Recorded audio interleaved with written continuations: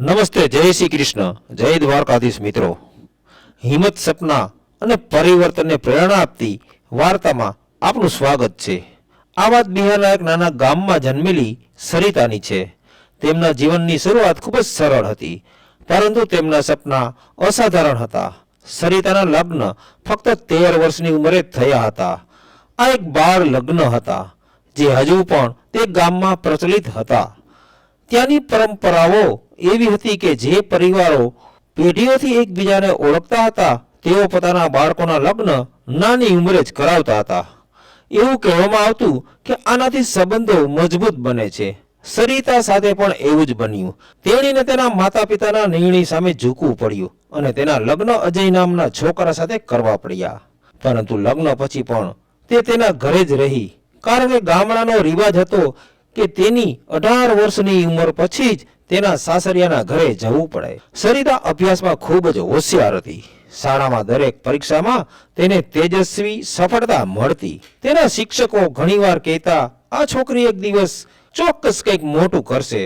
પરંતુ ગામડાની સંકુચિત વિચારસરણીએ તેના સપનાઓના પાંખો આવે એ પહેલા ચકનાચૂર કરી નાખ્યા. ત્યાંના લોકો માનતા હતા કે છોકરીઓને વધારે શિક્ષણ આપવાની કોઈ જરૂર નથી. 5મા 6ઠા ધોરણ સુધી શિક્ષણ આપ્યા પછી તેમને ઘરના કામકાજ શીખવવામાં આવે. લોકો માનતા હતા કે છોકરીઓનું સાચું કામ લગ્ન પછી તેમના પતિ અને સાસરિયાઓની સંભાળ રાખવાનું છે. સરિતાના માતા પિતા પણ આ વિચારથી બંધાયેલા હતા. તેના પિતા એક સાદા ખેડૂત હતા, જેમણે સરિતાના લગ્ન પોતાના જૂના મિત્રના પુત્ર અજય સાથે નક્કી કર્યા હતા. તેને કહેતા, તું પહેલેથી જ પરણિત છે, તું 18 વર્ષની ઉંમરે તારા સાસરિયાના ઘરે જઈશ ત્યાં સુધી ઘરકામ શીખી લે, બીજા કોઈ સપના જોવાની કોઈ જરૂર નથી. પણ સરિતાના મનમાં કંઈક બીજું જ ચાલી રહ્યું હતું. જેમ જેમ તે મોટી થતી ગઈ તેમ તેમ તેની જિજ્ઞાસા અને વાંચન પ્રત્યેનો જુસ્સો વધતો ગયો. તેણીને તેના શિક્ષકોના શબ્દો યાદ આવ્યા અને વિચારવા લાગી કે શું તે ખરેખર કંઈક મોટું કરી શકે છે. તે શહેરમાં જઈને ભણવા માંગતી હતી, તે મોટી ઓફિસર બનવા માંગતી હતી અને પોતાના પરિવારનું નામ રોશન કરવા માંગતી હતી. પરંતુ ગામનું વાતાવરણ એવું હતું કે તે પોતાના વિચારો વ્યક્ત કરવાની હિંમત એકઠી કરી શકી નહીં. તેણી જાણતી હતી કે પંચાયત અને સમાજ તેના નિવેદનને ગેરસમજ કરશે. તેથી તેણે પોતાના સપનાઓને પોતાના મનમાં દબાવી દીધા અને સમય વીતવા લાગ્યો. જ્યારે 17 વર્ષની થઈ ત્યારે તેના સાસરિયાના ઘરે જવા માટે ફક્ત 1 વર્ષ જ બાકી હતું. તેમનું જીવન એક ચોક્કસ માર્ગ પર આગળ વધી રહ્યું હતું, પરંતુ પછી કંઈક એવું બન્યું જેણે તેમની અંદર એક આશાનું કિરણ પ્રગટાવ્યું. જે છોકરો અજય સાથે તેણીના લગ્ન થયા હતા, તે ગામડાની શાળામાં નાની એવી નોકરી કરતો હતો.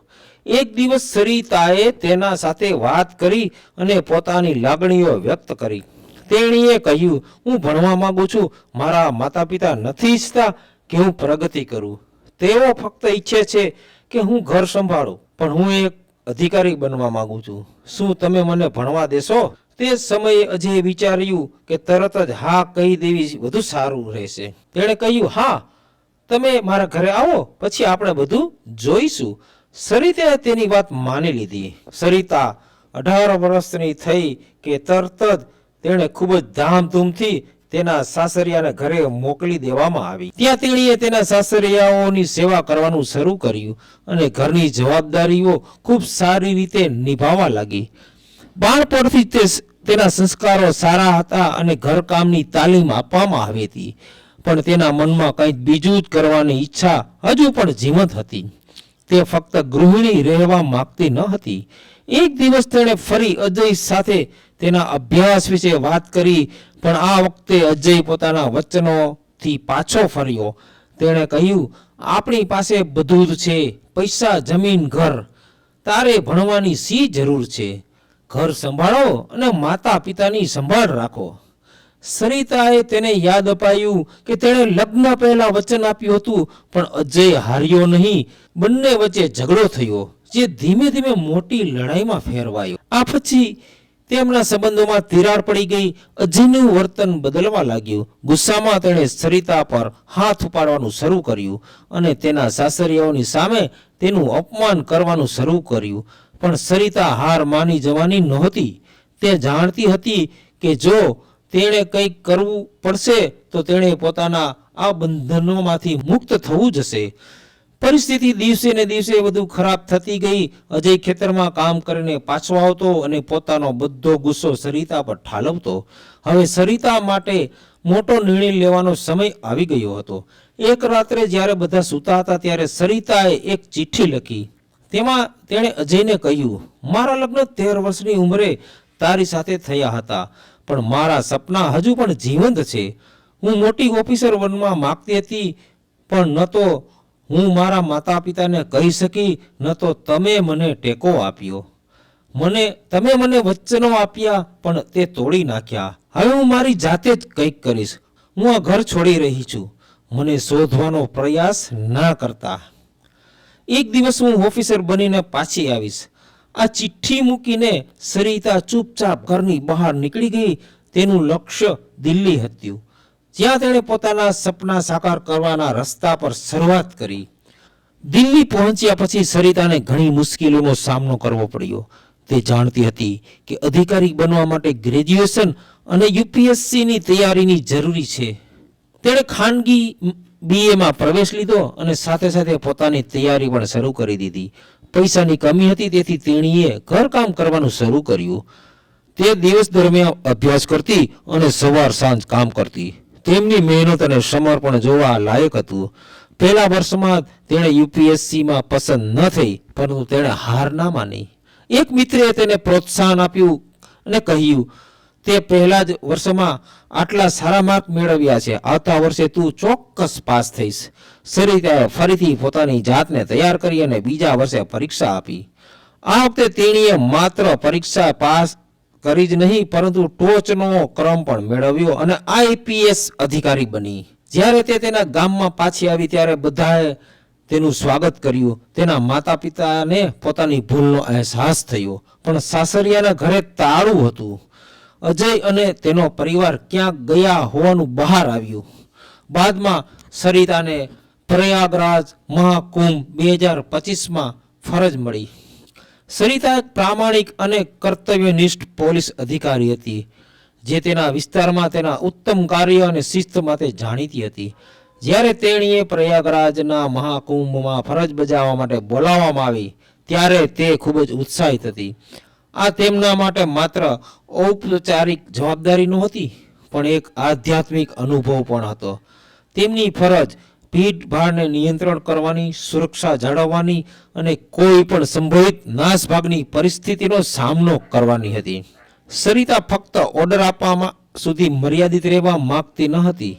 તે પોતે પોલીસની ટુકડી સાથે મેળાની મુલાકાત લઈને વ્યવસ્થાનું નિરીક્ષણ કરવા ગઈ. મેળામાં ફરતી વખતે તેની નજર એક ચીથરે હાલ માણસ પર પડી, જે ગંદા કપડાં પહેરીને લોકો પાસેથી ભીખ માગી રહ્યો હતો. શરૂઆતમાં તો તેણીએ તેની અવગણના કરી, પણ જ્યારે તેની નજર તેના હાથ પર લખેલા નામ પર પડી ત્યારે તે અવાચક રહી ગઈ. આ વ્યક્તિ બીજું કોઈ નહીં, પણ તેનો પોતાનો પતિ અજય હતો. અજયની આ હાલત જોઈને સરિતાના મનમાં ઘણા પ્રશ્નો ઊભા થયા.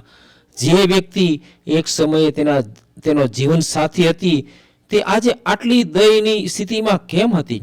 સરિતા તરત જ અજય પાસે ગઈ. સરિતાને પોતાની તરફ આવતી જોઈને અજયના ચહેરા પર શરમ, પસ્તાવો અને લાગણીઓનું તોફાન ઉભરાઈ આવ્યું. તેની આંખોમાંથી આંસુ વહેવા લાગ્યા અને ધ્રુજવા લાગ્યા. તું સરિતા, તું ખરેખર અહીં છે? અજય ધ્રુજતા ધ્રુજતા અવાજે કહ્યું. સરિતાના મનમાં ઉથલપાથલ હતી. તેણીએ કડક અવાજમાં પૂછ્યું, અજય, તું આ હાલતમાં કેવી રીતે પહોંચ્યો? આપણા પરિવારનું શું થયું? અજયે માથું નમાવ્યું અને ગુંગળાતા અવાજે કહ્યું, મેં મારી જીવનની સૌથી મોટી ભૂલ કરી. તારી સાથે ખરાબ વર્તન કર્યું. તારા સપનાઓને મેં મહત્વ ના આપ્યું અને તને દુઃખ આપ્યું. આ બધા મારા કાર્યો હતા. જ્યારે તું મને છોડીને ગઈ ત્યારે એવું લાગ્યું કે મારા જીવનમાંથી પ્રકાશ જતો રહ્યો. તેણે આગળ ખુલાસો કર્યો કે તેના માતા પિતાનું અકસ્માતમાં મૃત્યુ થયું. એકલતા તેને ઘેર લેવા લાગી હતી અને તે ડ્રગ્સનો વ્યસની બની ગયો.